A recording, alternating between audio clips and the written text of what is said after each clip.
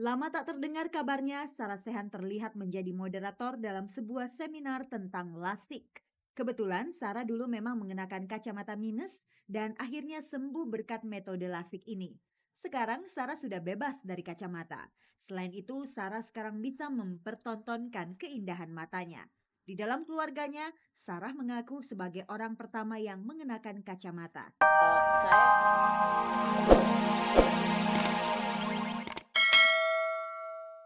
Karena kejuaraannya aja, jadi kita nggak tahu persaingannya seperti apa. Melihat kegarangan Alexandra di balik kemudi, orang barangkali bertanya-tanya, jangan-jangan ngebut adalah sarapan sehari-hari Alexandra. Tak hanya di lintasan sirkuit, namun juga di jalanan. Bisa jadi Alexandra justru hanya garang di sirkuit, namun sangat santun ketika berkendara di jalan raya. Maksudnya ngebut gitu ya?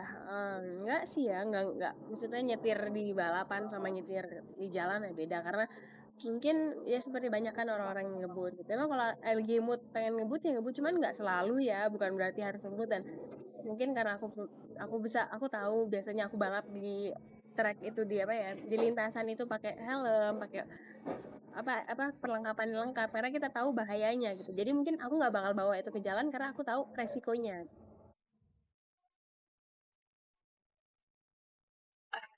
Pemirsa, gonjang-ganjing rumah tangga pasangan Jane Salimar dengan Febriano Indra Kesuma kian panas bergulir. Kericuan rumah tangga mereka telah menjalar ke masalah penculikan Zarno, anak sematawayang mereka. Seperti apa kisahnya? Ini dia berita selengkapnya.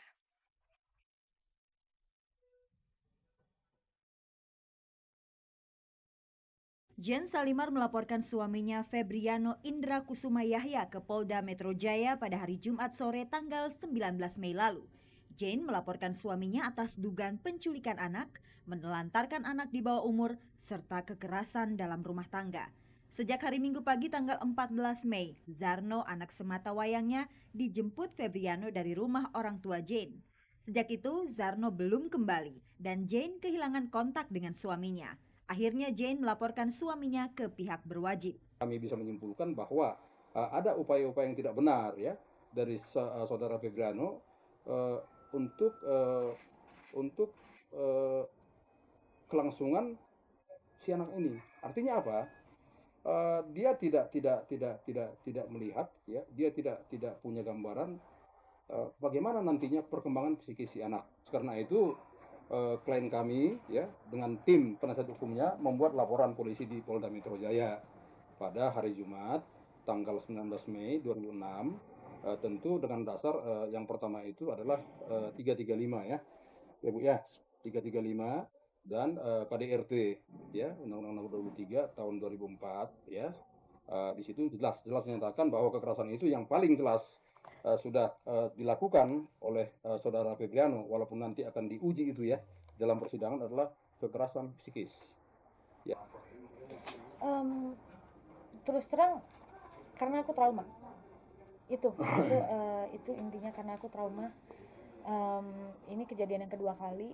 Tanggal 24 Mei nanti Jane akan menjalani sidang kedua atas gugatan cerainya terhadap Febriano. Sebelumnya, Jane pernah mengaku ke Komnas Perlindungan Anak terkait persoalan pengasuhan anak yang tak kunjung menemukan titik temu. Setiap hari dia mau ketemu anaknya, dia tinggal datang. Bahkan waktu itu sudah dibicarakan dengan Komnas Perlindungan Anak pun sudah kita udah diskusikan gitu, maksudnya oke, biar fair 2 minggu sekali lah kita bagi gitu. Minggu pertama sama saya, minggu kedua sama dia, minggu ketiga sama saya, minggu keempat sama dia, baru boleh dibawa nginep. Aku cuma minta tolong balikin aja gitu. Jano tuh baru mau makan kalau saya yang bikinin makanan. Di ujung wawancara dengan wartawan, Jane tiba-tiba jatuh pingsan.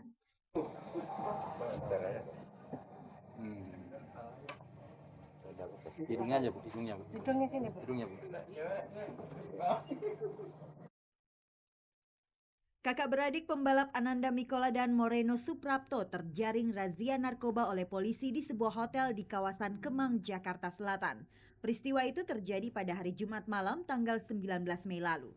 Polisi mendapat laporan di tempat itu sedang berlangsung pesta narkoba. Ananda dan Moreno akhirnya dibawa petugas ke Polres Metro Jakarta Selatan untuk dilakukan pemeriksaan. Ada 11 anak muda yang kita amankan dan kita periksa di Polres. Sekarang setelah kita periksa, belum ditemukan narkoba pada dirinya. Ingat itu, belum ditemukan narkoba di dirinya pada sekelompok anak muda tersebut. Namun kami menemukan Dumolit. Dumolit itu adalah sejenis obat keras tertentu. Setelah kita tanya nama yang bersangkutan kepada mereka, Dumolit itu adalah obat penenang. Di saku Ananda ada 2 butir. Itu digunakan untuk, katanya dia suka susah tidur. Ya, hasil tes urin sementara negatif. Setelah 1 malam menginap di Polres Metro Jakarta Selatan, Ananda Mikola dan Moreno Suprapto akhirnya dibebaskan. Saya tegaskan kepada rekan-rekan sekalian bahwa tidak bisa kita melakukan penahanan. Karena apa? Ya, Dumolit itu kalau diedarkan, pengedar baru bisa dijerat dengan Undang-Undang Kesehatan. Karena ini pemakai atau mungkin orang yang menggunakan itu tidak bisa. Nah, karena ketentuan hukumnya mengatakan seperti itu, ya kita harus mematuhi ya, nanti pada yang bersangkutan berikut rekan-rekannya akan saya pulangkan. Ananda sendiri memang mengakui menyimpan obat penenang. Ya memang itu ada ya kan, dan memang itu juga pakai resep dokter, dan memang kadang-kadang itu obat untuk susah tidur kan. Itu juga sebetulnya juga bukan jumlah yang banyak ya kan, dan itu juga sebetulnya juga obat dari ayah saya. Kebetulan ada ayah saya yang Ananda menduga ada pihak-pihak tertentu yang sengaja ingin menjatuhkan karirnya. ya saya rasa ada. Saya rasa ada strategi. Pemirsa, setelah menikah, presenter Sarah Sechan nyaris tenggelam dari sorotan kamera. Bagaimana kabar Sarah Sechan sekarang? Berikut ini liputannya.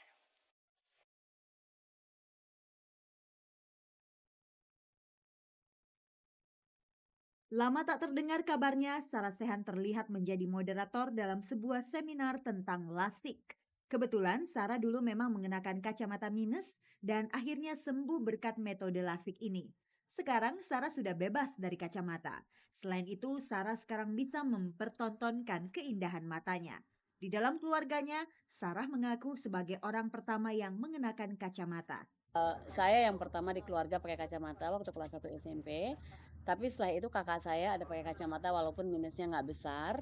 Dan adik saya juga pakai kacamata sampai sekarang walaupun minusnya memang kecil sekali, minus 1 atau setengah gitu.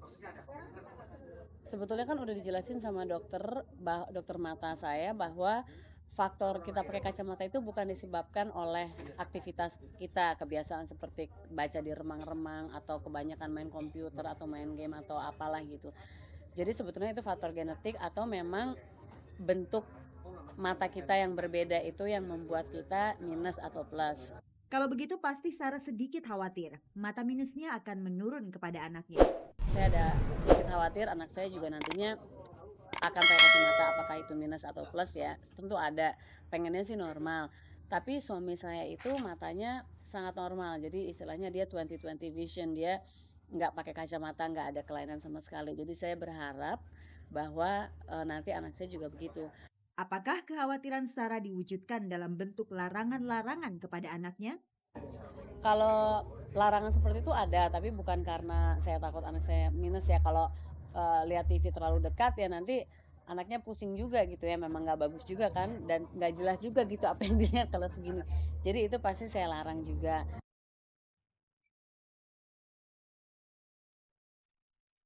Badan Anak Sedunia UNICEF menyelenggarakan acara eksibisi menandai 60 tahun berdirinya UNICEF. Acara dengan tema Let's Unite for Children in Indonesia yang diselenggarakan pada tanggal 20 dan 21 Mei di Atrium Plaza Senayan. Ferry Salim, Duta UNICEF Indonesia, tampil sebagai MC bersama Chris Dayanti. Setelah cukup lama mengemban tugas sebagai Duta UNICEF, Ferry semakin paham terhadap berbagai persoalan yang dihadapi anak-anak Indonesia. ibu-ibu muda itu kan masih tinggi tuh kematian bayi, kemudian juga anak yang lahir cacat dan lain-lain, itu semua kan juga perlu diberikan keterangan, diberikan informasi bahwa harus dijaga betul-betul pada selama kehamilan. Kemunculan Krisdayanti di acara UNICEF ini cukup mengundang perhatian.